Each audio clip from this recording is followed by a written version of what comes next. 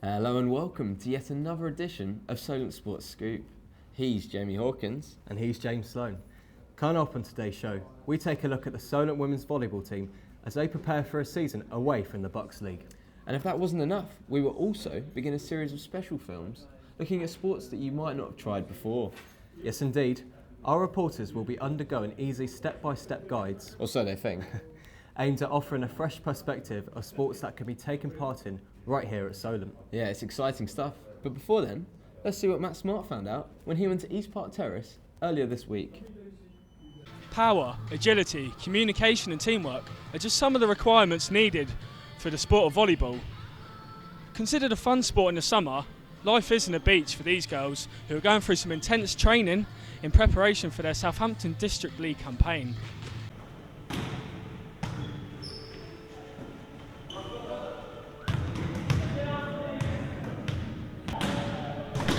Both the men and women's sides did Solent proud last year, with both teams winning the Southampton District Volleyball League.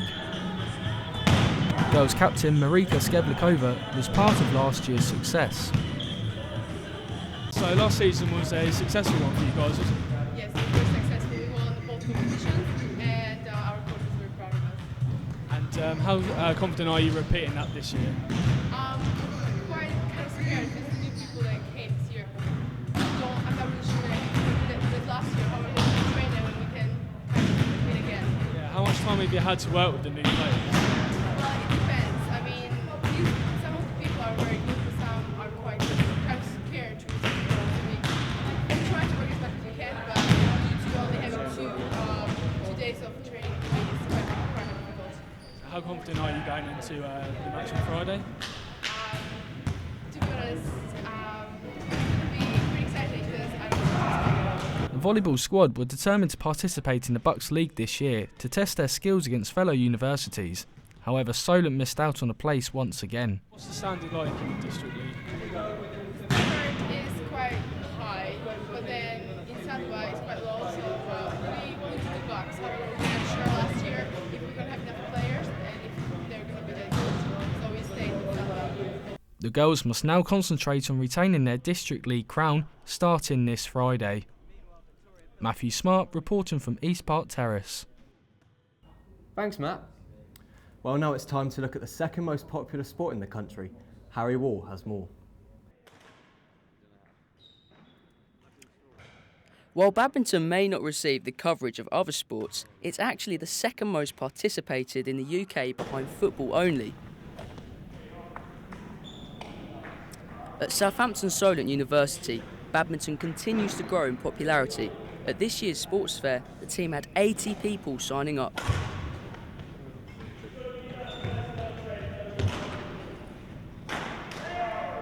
Solent's captain Phil Turrell has been playing the sport for 15 years, so he's the perfect candidate to show me the ropes. It looked pretty hard work, so I went to put my gym kit on. So, what sort of shots are the most important in badminton, would you say? Well, the first thing is the grip of how to hold the racket. So I've got my racket here. Two different grips. One is a forehand grip, which you hold directly sort of down the V of your hand, directly straight through. So obviously pick out the racket, make sure it's nice and straight, and obviously shake hands with it. So when I have a go at that, hold it, it's a little bit moist. Yeah, so this flat bit should be down the middle of your hand there, and you just shake hands with it, so it's nice straight line down your arm. So that's your forehand grip. So everything on the forehand side, lifts, overheads, everything is that grip. And the backhand grip, I'll show you that one, is the opposite. So you have a strong thumb down the flat side of your racket, so you can play a lot of power behind, sort of all down mid-court and in the backhand corner as well. So a nice big thumb grip, so let it go there. Just like that. Yeah, so the thumb bit goes right down the big flat bit of the racket there. Nice and strong, nice sort of support and power there. So that's the main two grips. I don't know if you can see in the camera, but it's quite fluffy. Why is it? Well, that's a personal preference. My hands sweat a lot, and if I use a normal plasticky grip, I let go of the racket. Oh, right. So I have to have that soak up all the sweat. It's just Is there quite a lot of people that have it? It varies really, personal preference, whichever's most comfortable. But I sweat a lot, so I have to have that. In terms of like stance, what's main thing to think about is always obviously come back to base in the middle. So obviously you serve and then you go to the middle, so you're sort of closest to all the corners, so you can get there quickly. So we'll go to the middle, sort of pretend this is the middle of the court. So we'll be standing sort of a neutral base, not facing one way or the other. Which if we face this way, court, you've got no chance. Yeah, sure. So a nice stable base racket in front of us. I prefer the neutral grip to start with. Yeah. Sort of don't commit either side. Start nice in the middle, ready to go anywhere. So give that a go. So kind of like a tennis return a serve, sort of in the middle there. You can use two hands, you can use one hand, whatever's comfortable with you.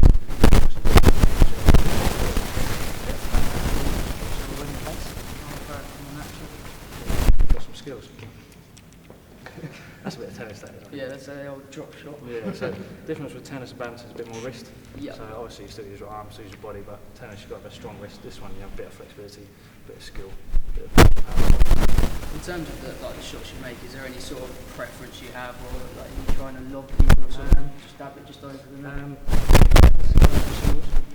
Doubles is quite an attacking game. So any sort of lift, anything above the net, you'll be hitting quite hard and downwards. Yeah. Obviously trying to attack. Singles is more fitness and sort of who can last the longest. Obviously still there's more gaps on the court, as obviously there's only one of you on the court. Yeah. So different styles, different games. Obviously I play singles for the uni, so I've got to get a bit of fitness behind me. Obviously then look for the gaps and play for that.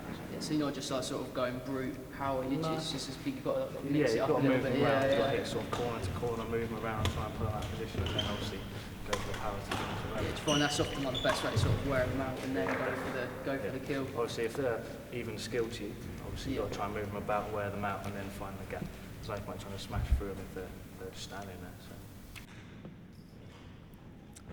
After learning about grips, Phil then taught me some different shot types.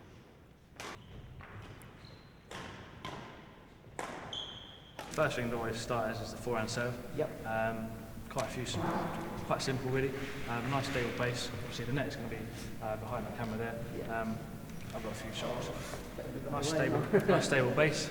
Obviously the forehand serve is a long serve, so you hit right to the back. Starting in quite a nice, whatever's comfortable really. Nice ready, you don't want to be too open or too closed. Nice ready, drop the shuttle, and obviously you want to connect with someone in front of you. You don't want to hit it too high, you don't want to hit it too flat, you want to hit a nice trajectory. So give it a go. It's not bad. One more time. Just keep it. So obviously start nice and comfortable. Up here, drop, and hook through. Grab a shot. Just start facing that way. So drop the shot right in front of you and try and time it to hit at the bottom of your shot. Yep. There we go. Not too bad.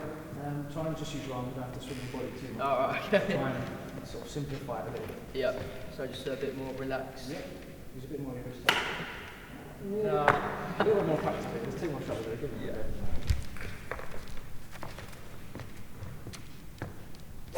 That's better. I'm hitting a little bit more out in front of you. You're hitting it a bit down here at the moment. Okay. Try and hit that a bit more in front of you. A little rusty. Bit of a shank there. It's not too bad. Cool. That's the forehand serve. So the overhead, a bit difficult to demonstrate with only sort of one shot. I'm going to try and throw it up and hit at the same time. Give that a go. Main thing to think about is obviously moving backwards from the middle of the court to start. Obviously shuttle's going to be up here. You're going to watch it come over, rack it up and ready, wherever's comfortable really. I prefer sort of, some people prefer to start a bit lower down and bring up in a smooth motion. I prefer to start up at the top, sort of reduce all the movement, just hit from up there. It's all about using your arm and timing to hit as high as you can, not low down here. A lot of sort of junior players concentrate on hitting hard here, so we want to try and hit as high as possible. See if I can feed this up the top. Thinking about using your arm and your body as well. So I'll try and get it's your turn. So I'll throw the shot up somewhere about, we can hit it about here. Okay, sure. Try not to hit you on the head there. Think of the tennis serve. Yeah. You're probably more, a bit more familiar with that. Yeah. You know, throwing the tennis ball up and hitting it. So I'll throw it up here. Get me in the Olympics. A little bit of shit. Yeah. One more time. It'll be nice and clean. Nice.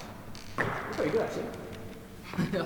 Yeah, well, natural. I'm 15 champion. So there we have it. I've learnt how to play badminton, and while I might not be as good as Phil, I gave it my best shot. You should have a go too. Harry Wall, reporting for Solent Sports Scoop. Well, Harry may well be an under-15 champion himself, but badminton is a sport that anyone can pick up. Yes, indeed. And from there, we swiftly move on to another sport but one that isn't necessarily for the faint-hearted. Chris Brown went to Geezer's Palace to try his hands at boxing. Struggling with dissertation? Finding your FMP quite hard? Want to vent it all out? If you do, you should come down to a boxing club. We came here today to find out just how hard it can be to get a proper session under your belts. Steve Barnes runs things at Baton Boxing Club from a Sloan perspective, and before we started, we got an insight as to what boxing entails.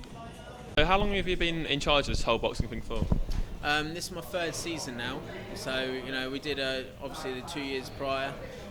Third season, we're just getting bigger every year. It's getting more exciting as well, and some of the condition of the fighters that we're getting now is really good. The standard's getting really high, so looking forward to competitions coming up before Christmas, and then towards March as well, towards closer at the end of the season. How many people signed up for boxing in the Freshers' Fair? Well, at the Freshers' Fair, there was over 100 people signed up, but throughout the course of our first month, we've actually had 50 members sort of turn up, so 50% success rate. Anyone who does any marketing would know that is a high turnout. So we're really impressed. Really proud of a lot of the students making their way down here as well. And it looks like they're all enjoying it. What do you do to encourage people to come down here then? I think it's a case of you've got to show them the skills. They've all got to have a go at everything. There's a good vibe. Everyone's around the same sort of age. James promotes some of the student socials and that as well. There's a lot of interaction, and they're definitely learning the skill of boxing. After a challenging warm-up, which mainly focused on my upper body, I donned the gloves, put my gum shield in and got to work.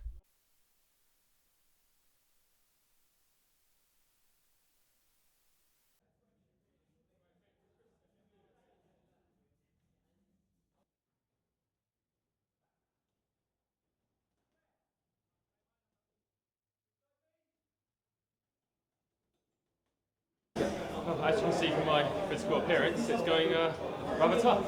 But no, it's been really, really good so far. Next heavyweight champion of the world? Probably not. One person who has got more chance of stepping in a ring before me, however, is Gabby Newson, who was my training partner for the night. How long have you been boxing for? I've boxed in total about 2.5, 3 years. So you were boxing before you came here, or? Yeah, I boxed about a year and a half before, a year, 2 years before I came to uni, and then I joined this club at university. What do you make of the club so far since you've been here? It's been really good. The coaches are really good. They really push you and they work on your technique a lot. It really just helps you get to that next level of boxing. So would you recommend it to anyone else, or? Yeah, I would definitely recommend it to people. I've recommended it to a couple of my flatmates. Anyone who's interested in either learning to fight or just fitness as well is really good for your fitness. So I would definitely recommend it for someone who wants to keep their fitness up or who wants to box and wants to fight. After this, we did 10-second bursts of body blows before wrapping the session up with a cool-down before asking Steve his thoughts on my performance. I think it's great. I mean, it's good to see you're smiling at the moment, sweating, it looks like you had a good workout and stuff. In yourself as well, confidence-wise, it's a buzz, yeah? Do you think? What exactly did I work on in particular? Like, what attributes did I work on today? Okay, so when we was doing the skill work in partners, what I was trying to do is get you to use your base a lot more. So bending your knees, your hips, and using your base alone, you can transfer your body weight over onto this leg to then deploy a right hand, or over onto this leg. Now we call this move a slip, yeah? So if you imagine someone's punch is coming towards you, it's not going to take much to slip outside, and then what we were doing is throwing an immediate counter, and then rear hand over the top. So that stuns them, you've loaded up that leg, rear hand comes over the top, yeah? If that shot wasn't available, or if they were moving off around that way, then you've got that shot, and then you can come in nice and deep into the body as well. So slip in with counter punch. Well, that was an exhilarating experience for me personally. I would strongly recommend anyone of any nation to come down for boxing. It's a fantastic experience, you will enjoy it.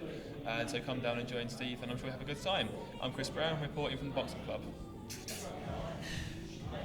That was a knockout performance from Chris there. It sure was, James, it sure was. Well, that's all we've got time for this week. I've been Jamie Hawkins. And I've been James Sloan. Thank you for watching. Goodbye. Goodbye.